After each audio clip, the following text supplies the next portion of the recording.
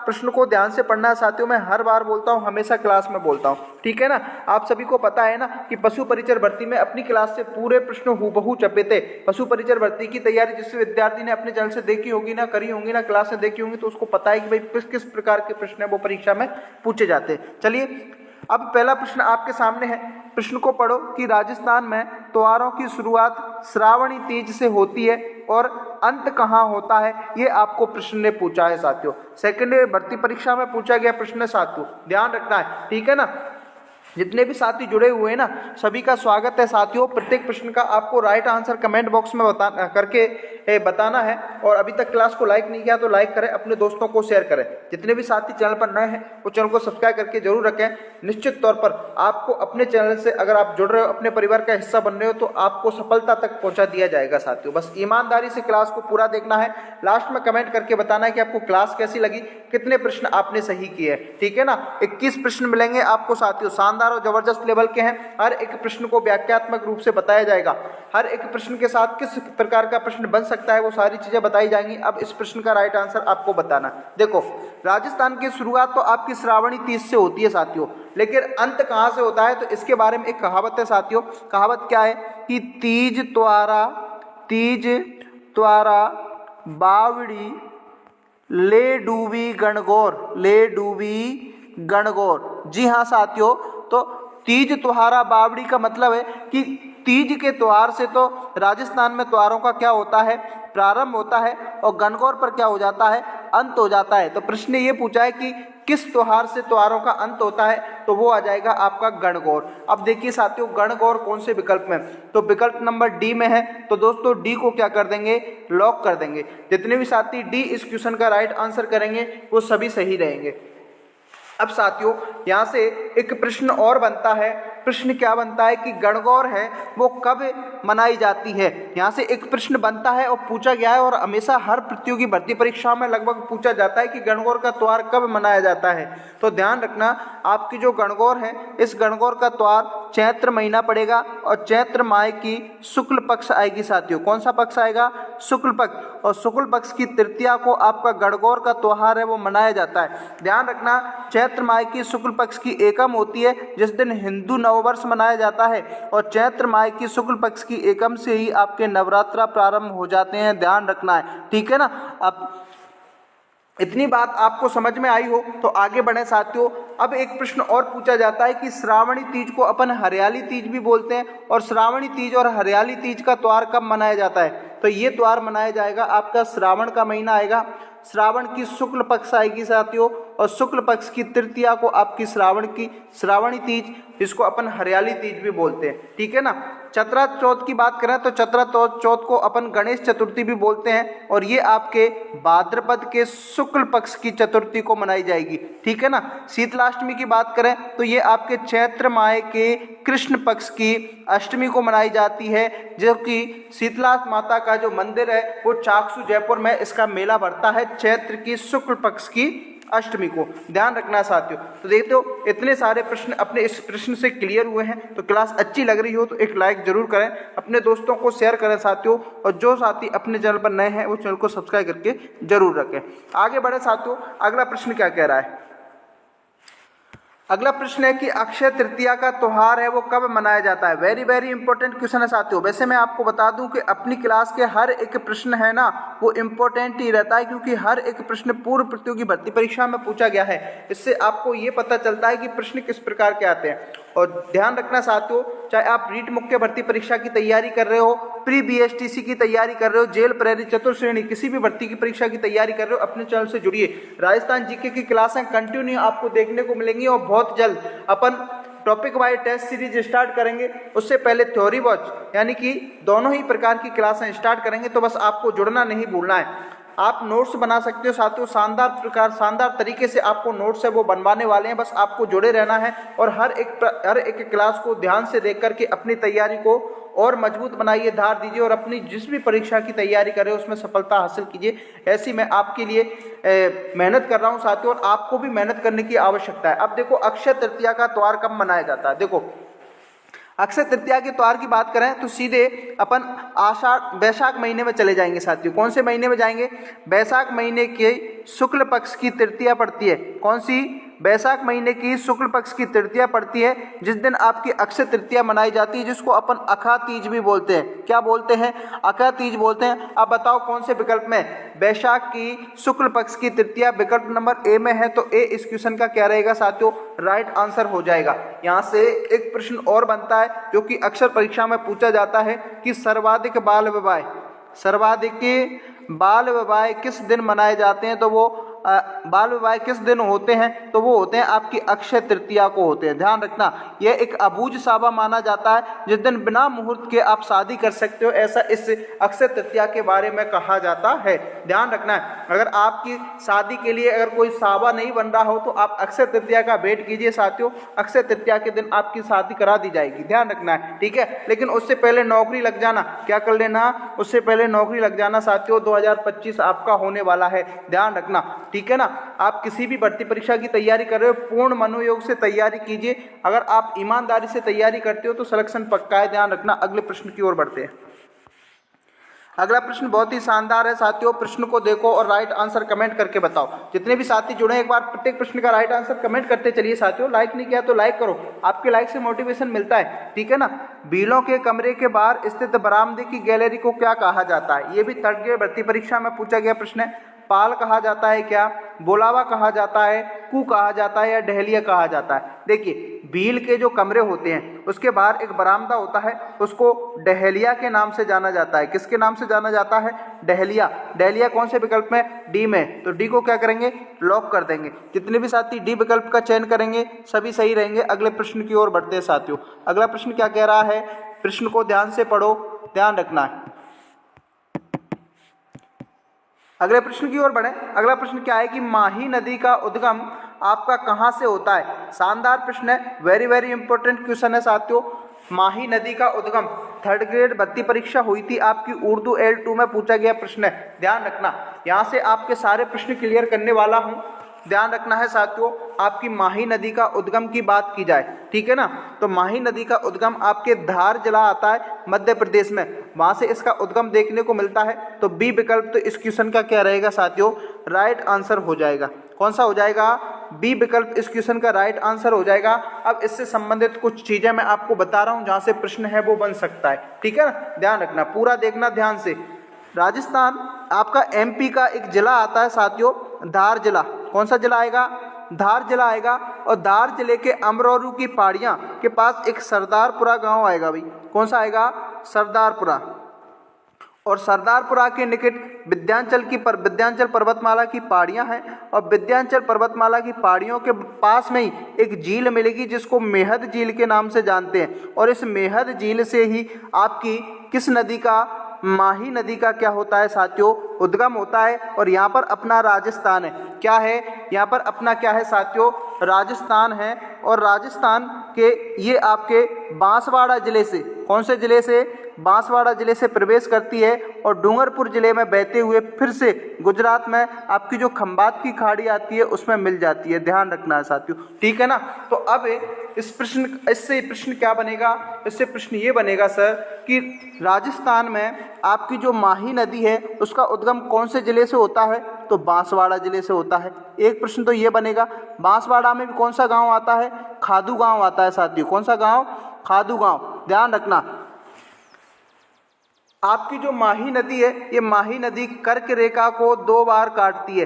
कर्क रेखा को 2 बार काटने वाली नदी कौन सी है? तो वो आएगी आपकी माही नदी। उल्टे यू आकार में बहने वाली नदी, उल्टे यू आकार में बहने वाली नदी कौन सी आएगी? तो सर माही नदी आएगी। माही नदी की लंबाई के बारे में पूछ लिया जाता है तो इसकी कुल 583 किलोमीटर लंबाई मानी जाती है। ध्यान रखना, माही नदी को बांगड़ या कांटल की गंगा कहा जाता है। यहाँ से एक प्रश्न और बनता है कि बांगड़ या कांटल की गंगा किसे कहा जाता है? तो वो माही नदी को कहा जाता है। दक्षिणी राजस्थान की स्वर्ण रेखा किसे कहा जाता है? दक्षिण राजस्थान की स्वर्ण रेखा किसे कहा जाता है, तो वो माही नदी को कहा जाता है। माही नदी पर एक बांध बना हुआ है, माही बजाज सागर बांध, जो कि आपके बांसवाड़ा जिले में बना हुआ है। इतने सारे प्रश्न आपके माही नदी से पूछ लिए जाते हैं। अगर आपको क्लास अच्छी लगी है साथियों तो क्लास को लाइक जरूर करें। ध्यान रखना। अगले प्रश्न की ओर बढ़ते हैं। अगला प्रश्न क्या कह रहा है? अगला प्रश्न है कि डामोर जनजाति राजस्थान के मुख्यतः कौन कौन से जिलों में पाई जाती है? डामर जनजाति की बात करें तो ये राजस्थान के डूंगरपुर जिले में मिलेगी। एक तो कौन से जिले में? डूंगरपुर जिले में। एक आपके बांसवाड़ा जिले में मिल जाएगी और एक आपके उदयपुर जिले में मिल जाएगी। इन 3 जिलों में लगभग सर्वाधिक आपकी डामोर जनजाति देखने को मिलती है। अब डूंगरपुर, बांसवाड़ा और उदयपुर विकल्प नंबर ए में है, तो ए इस क्वेश्चन का क्या रहेगा साथियों? राइट आंसर हो जाएगा। अगला प्रश्न देखो। अगला प्रश्न क्या है? सांझी का त्योहार किससे संबंधित है? इस प्रश्न को मैं करा चुका हूं साथियों। सांझी का त्योहार आपके महिलाओं और लड़कियों से देखने को मिलता है। किससे? महिलाओं और लड़कियों से संबंधित सांझी का त्योहार देखने को मिलता है। ध्यान रखना, विकल्प नंबर सी इस क्वेश्चन का क्या रहेगा? राइट आंसर रह जाएगा। जितने भी साथी सी को चयन करेंगे सभी सही रहेंगे। अगले प्रश्न की ओर बढ़ो साथियों। अगला प्रश्न असिस्टेंट प्रोफेसर भर्ती परीक्षा 2023 में पूछा गया प्रश्न है। मारवाड़ क्षेत्र में जो लोकप्रिय त्योहार मनाया जाता है गुड़ला, ये गुड़ला का त्योहार कब मनाया जाता है? ये प्रश्न आपसे पूछा है साथियों। तो ये मनाया जाता है, आपके चैत्र का महीना आता है साथियों। चैत्र के महीने की कृष्ण पक्ष आती है और कृष्ण पक्ष की अष्टमी से चैत्र के शुक्ल पक्ष की तृतीया तक ये मनाया जाता है। चैत्र के कृष्ण पक्ष की अष्टमी से शुक्ल पक्ष की तृतीया तक ये मनाया जाता है। तो डी विकल्प इस क्वेश्चन का क्या रहेगा? राइट आंसर हो जाएगा। ठीक है ना।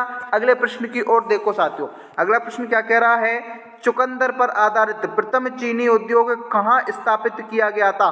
बताओ। आरएएस प्री भर्ती परीक्षा में पूछा गया प्रश्न है। चुकंदर पर आधारित प्रथम चीनी उद्योग कहाँ स्थापित किया गया? ए विकल्प में श्री गंगानगर में, भोपाल सागर में, केशोराय पाटन में या उदयपुर में? बताओ भाई, कमेंट करके बताओ 8वें क्वेश्चन का राइट आंसर। तो देखिए साथियों, आपके चुकंदर से चीनी बनाने की जो प्रथम चीनी उद्योग है वो आपके श्री गंगानगर में बनाए थे। कहाँ पर? श्री गंगानगर। कब स्थापित किया गया था? ये स्थापित किया गया था सन 1978 में। अब बताओ श्री गंगानगर कौन से विकल्प में? ए में है सर। तो ए इस क्वेश्चन का क्या रहेगा? राइट आंसर हो जाएगा। ध्यान रखना। अगले प्रश्न की ओर बढ़े। अगला प्रश्न क्या कह रहा है? अगले प्रश्न की ओर बढ़ते हैं साथियों। अगला प्रश्न है आपका, मेवाड़ टेक्सटाइल मिल अवस्थित है। बताओ, मेवाड़ टेक्सटाइल मिल कहाँ स्थित है? ब्यावर में है क्या? भीलवाड़ा में है? बांसवाड़ा में या पाली में? कमेंट करके बताओ 10वें क्वेश्चन का right answer. Mewar textile mill की बात करें तो ये आपके भीलवाड़ा जिले में देखने को मिलेगा साथियों। कौन से जिले में? भीलवाड़ा जिले में। भीलवाड़ा जिला, ध्यान रखना, अब्रक नगरी जिसको बोलते हैं, अब्रक नगरी, वस्त्रों की नगरी, किसको? भीलवाड़ा को। यहाँ से प्रश्न पूछे जाते हैं प्री बीएसटीसी वाले, ध्यान रखना है। मेवाड़ टेक्सटाइल मिल भीलवाड़ा में। कब इसकी स्थापना की गई थी? तो इसकी स्थापना की गई थी 1938 में। यहाँ से भी एक प्रश्न पूछ लिया जाता है। बी विकल्प इस क्वेश्चन का राइट आंसर रहेगा साथियों। अगले प्रश्न की ओर बढ़ते हैं। अगला प्रश्न क्या कह रहा है भाई? अगला प्रश्न है कि राजस्थान में कौन से भू आकृतिक क्षेत्र मुकुंदरा और बूंदी की पहाड़ियां स्थित हैं? साथियों, आप प्री बीएसटीसी की तैयारी कर रहे हो ना, तो अपनी इस क्लासों को रोजाना देखते चलिए। चतुर्थ श्रेणी के लिए, जेल प्रहरी के लिए और रीट मुख्य भर्ती परीक्षा के लिए सभी विद्यार्थियों के लिए क्लासें इंपॉर्टेंट है। प्री बीएसटीसी के लिए, चतुर्थ श्रेणी के लिए तो वेरी वेरी इंपॉर्टेंट है। हर एक प्रश्न आपकी परीक्षा के लेवल का है साथियों, ध्यान में रखना है। राजस्थान के कौन से भू क्षेत्र में मुकुंदरा और बूंदी की पहाड़ियां देखने को मिलती हैं, ये प्रश्न ने पूछा है। तो बताओ भाई, राजस्थान के आपका 4 भागों में भौतिक विभाजन किया है। एक तो आता है आपका पश्चिमी मरुस्थलीय प्रदेश, एक आएगा आपकी अरावली पर्वतमाला, एक आएगा आपका पूर्वी मैदानी क्षेत्र और एक आएगा आपका दक्षिण पूर्वी पठार। तो मुकुंदरा और बूंदी की पहाड़ियां हैं, ये आपके दक्षिण पूर्वी पठारी क्षेत्र में देखने को मिलेंगी। अब बताओ दक्षिण पूर्वी पठारी क्षेत्र कौन से विकल्प में है? सर डी में है। तो डी इस क्वेश्चन का क्या रहेगा? राइट आंसर रह जाएगा। अगला प्रश्न देखो साथियों। अगला प्रश्न क्या कह रहा है? अगला प्रश्न है कि बाड़मेर और जैसलमेर में तेल और प्राकृतिक गैस के भंडार किस काल में बने थे? देखिए, आपके प्री कैम्ब्रियन काल विकल्प नंबर ए में है, क्रीटेशियस काल, टर्सरी काल और प्लेटिस्टोसिन युग। साथियों जब अपन राजस्थान का भौतिक प्रदेश का विभाजन पढ़ेंगे ना, तब जाके ये आपके प्री कैम्ब्रियन काल, क्रीटेशियस काल, टर्सरी काल, प्लेटिस्टोसिन युग सभी समझ में आएंगे। जब अपन पूरा भौतिक विभाजन करेंगे तब पढ़ाएंगे पेंजिया क्या होता है, पैंतालासा क्या होता है, तैतीस सागर का अवशेष तारके मरुस्थल को क्यों कहा जाता है, अरावली को गोंडवाना रेंज का अवशेष क्यों कहा जाता है, सारी चीजें अपन क्लियर करेंगे जब अपन राजस्थान का भौतिक विभाजन पढ़ेंगे।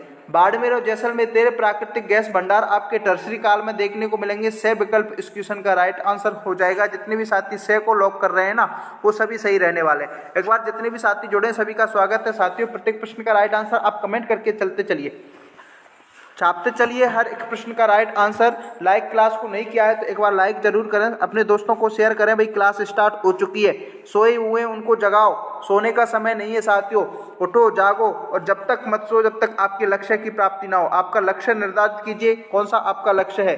जब तक आपका लक्ष्य प्राप्त नहीं हो जाए तब तक निरंतर अपनी मेहनत को जारी रखिए, ठीक है ना। एक दिन आपको लक्ष्य जरूर मिलेगा जब आप निरंतर तैयारी रखते हो, ठीक है ना। लोक गायकी का 4 वेद शैली राजस्थान के किस नगर में है बताओ। सीनियर आपकी जो भर्ती परीक्षा सेकंड ग्रेड की हुई थी उसमें पूछा गया, और ये अभी आपकी पशु परिचर भर्ती का परीक्षा का पेपर हुआ था ना, उसमें ये प्रश्न पूछा गया था। 4 वेद कहाँ से संबंधित है? चलिए 4 ऑप्शन आपके सामने हैं, टोंक, जयपुर, अलवर, बीकानेर। कमेंट करके बताओ 4 वेद आपके टोंक जिले से संबंधित है साथियों। कौन से जिले से है? टोंक जिले। कौन से विकल्प में सर? ए में पकड़ेंगे और लॉक कर देंगे। Very good. जितने भी साथी ए को कमेंट कर रहे हैं वो सभी सही रहने वाले हैं। वेरी गुड, बहुत बढ़िया। सभी विद्यार्थियों का कमेंट है वो देखा जाएगा साथियों। प्रत्येक प्रश्न का राइट आंसर आप कमेंट करके बताते चलिए। अगला देखो भाई, ऊंटों के देवता किसे पूजा जाता है? ऊंटों के देवता के रूप में बताओ। रामदेव जी को, मल्लीनाथ जी को, पाबू जी को, देवनारायण जी को। देखो ऊंटों का नाम जहां जाए आपको पाबू जी को विशेष रूप से ध्यान में रख लेना भाई। कौन से जी? पाबू जी। पाबू जी को ऊंटों के देवता के रूप में माना जाता है। यहाँ से पाबू से संबंधित एक प्रश्न और बनता है कि इनका जन्म है वो कहाँ होता है? पाबू जी का जन्म कहाँ होता है बताओ भाई। तो कोलूमंडू गांव आएगा साथियों। कौन सा आएगा? कोलूमंड गांव, फलौदी एक जिला बन गया, वहां पर आपको ये देखने को मिलेगा, ध्यान रखना है, ठीक है ना। इनको गौ रक्षक या ऊंटों के देवता के रूप में जाना जाता है। गौ रक्षक या ऊंटों के देवता के रूप में पाबू जी को जाना जाता है। एक प्रश्न बनता है यहाँ से, ये किसके अवतार माने जाते हैं? तो ये माने जाएंगे आपके लक्ष्मण जी के अवतार। किसके अवतार? लक्ष्मण जी के अवतार पाबू जी को माना जाता है। पाबू जी की घोड़ी से संबंधित प्रश्न पूछा जाता है साथियों कि पाबू जी की घोड़ी का नाम क्या है? तो क्या आएगा? केसर कालमी आएगा। कौन सी कालमी आएगा साथियों? केसर कालमी पाबू जी की घोड़ी का नाम है। और पाबू जी से संबंध एक प्रश्न और पूछा जाता है जो कि वेरी वेरी इंपॉर्टेंट है, वो है कि पाबू जी प्रकाश ग्रंथ के लेखक कौन है? पाबू प्रकाश ग्रंथ के लेखक कौन हैं? तो वो आएंगे आपके ओसियां मोड़ जी। कौन से आएंगे? ओसियां मोड़ जी या मोद जी आपको देखने को मिलेगा। ये वेरी वेरी इंपॉर्टेंट प्रश्न है साथियों जो कि परीक्षा में सीधा चपता है, ठीक है। तो सी विकल्प इस क्वेश्चन का क्या रहेगा? राइट आंसर हो जाएगा। अगला प्रश्न देखो साथियों। अगला प्रश्न क्या है कि लोक देवता कल्लाजी राठौड़ के समकालीन मेवाड़ शासक कौन थे? देखिए कल्लाजी राठौड़ के मेवाड़ी समकालीन शासक आपके उदय सिंह आ जाएंगे, ध्यान रखना है, ठीक है ना। मेवाड़ में जब चित्तौड़गढ़ पर अकबर द्वारा आक्रमण किया गया था ना, उस समय कल्लाजी राठौड़ और जयमल फत्ता ने लड़ाई लड़ी थी। विकल्प ध्यान रखना, ए विकल्प सही रहेगा इस प्रश्न का। अगला प्रश्न देखो साथियों, अगला प्रश्न क्या है? वेरी वेरी इंपॉर्टेंट क्वेश्चन है, ध्यान रखना। प्रश्न क्या पूछ रहा है कि निम्न में से कौन सा कथन सही नहीं है? इस प्रकार के प्रश्न अब पूछे जाते हैं। परीक्षा में पैटर्न बदल चुका है साथियों। परीक्षा क्लियर वही विद्यार्थी करता है जो पैटर्न को फॉलो करता है, जो सिलेबस को ध्यान से रखता है और हर एक बिंदु को क्लियर करके चलता है। यूँ तो भीड़ काफ़ी है साथियों, कंपटीशन आज के ज़माने में बहुत हार्ड हो चुका है, हार्ड बनाया जा रहा है, हार्ड कुछ नहीं है। अगर आप हर एक बिंदु के पैटर्न को फॉलो करोगे ना, सिलेबस को ध्यान में रखोगे तो अपने आप ईमानदारी से मेहनत करोगे तो निश्चित तौर पर आप सिलेक्शन है वो ले सकते हैं, ठीक है ना। मांगलिया सभी मेहाजी के इष्ट देव हैं, यानी कि मेहाजी सभी मांगलियों के इष्ट देव हैं क्या? बिल्कुल सही है सर। बाबरी में इनका मंदिर है, बिल्कुल सही है। मांगलिया मेहाजी का मंदिर बाबरी में बना हुआ है। भाद्रपद के कृष्ण जन्माष्टमी को मांगलिया राजपूत मेहाजी की अष्टमी मनाए जाते हैं, ये भी सही है। मेहाजी बाड़मेर में वीर गति को प्राप्त हुए थे क्या? नहीं साथियों, मेहाजी बाड़मेर में वीर गति को प्राप्त नहीं हुए थे। डी विकल्प इस क्वेश्चन का क्या रहेगा भाई? राइट आंसर हो जाएगा, ध्यान रखना, ठीक है ना। अगला प्रश्न देखते हैं साथियों। अगला प्रश्न क्या कह रहा है? तेरह ताली नृत्य किस लोक देवता की भक्ति में गाया जाता है? बताओ। तेरह ताली लोक नृत्य है जो आपके ऐसे कौन से लोक देवता हैं जिनकी भक्ति में किया जाता है? तो वो हैं आपके रामदेव जी। रामदेव जी विकल्प नंबर सी में, सी इस क्वेश्चन का क्या रहेगा साथियों? राइट आंसर हो जाएगा। अब एक प्रश्न मेरे को यहाँ आप कमेंट करके बता दीजिए कि रामदेव जी का जन्म कहाँ हुआ था। इस प्रश्न का आप कमेंट करके राइट आंसर बताइए। रामदेव जी का जन्म कहाँ हुआ था और किसके घर हुआ था? अगले प्रश्न की ओर देखते हैं। अगला प्रश्न क्या कह रहा है? पशु चिकित्सा का ज्ञान किस लोक देवता को? तो तल्लीनाथ जी, वीर बग्गा जी, देव बाबा या वीर पत्ता? पशु चिकित्सा का ज्ञान आपके देव बाबा को देखने को मिलता है। देव बाबा कौन से विकल्प में है सर? सी में है, तो सी को क्या कर देंगे? लॉक कर देंगे। अगला प्रश्न देखिए साथियों। अगला प्रश्न क्या कह रहा है? अगला प्रश्न वेरी इंपॉर्टेंट क्वेश्चन है, परीक्षा में पूछा गया प्रश्न है। उस्ता कला के प्रसिद्ध कलाकार कौन हैं? देखिए, उस्ता कला का नाम आ जाए तो आपको स्वर्गीय हिसामुद्दीन औलिया को विस्तृत रूप से ध्यान में रख लेना है। स्वर्गीय हिसामुद्दीन औलिया उस्ता कला से संबंधित रखते हैं। पूछा गया प्रश्न है, सी विकल्प इस क्वेश्चन का क्या रहेगा? राइट आंसर हो जाएगा। अगला प्रश्न देखो साथियों। ऊन से निर्मित वियना एवं फारसी डिजाइन के गलीचे कहाँ के विख्यात हैं? बीकानेर, उदयपुर, भरतपुर, बांसवाड़ा? कमेंट करके बताओ। ऊन से निर्मित वियना एवं फारसी डिजाइन के जो गलीचे हैं वो आपके बीकानेर जिले से संबंधित देखने को मिलेंगे साथियों। कौन सा नेर? बीकानेर। कौन से विकल्प में है सर? ए में है, तो ए को क्या करेंगे? लॉक कर देंगे। अगला देखिए साथियों। अगला प्रश्न क्या कह रहा है भाई? अगला प्रश्न वेरी इंपॉर्टेंट क्वेश्चन है साथियों। कौन सा सही सुमेलित नहीं है? नहीं को विशेष रूप से ध्यान में रखना है, मैं हर बार बोलता हूँ। देखिए, कठपुतलियाँ कहाँ की प्रसिद्ध हैं? उदयपुर की हैं क्या? बिल्कुल सही है सर। फड़ चित्रण सायपुरा भीलवाड़ा से संबंधित रखता है क्या? बिल्कुल सही है। सुनहरी टेराकोटा बीकानेर से संबंधित रखता है क्या?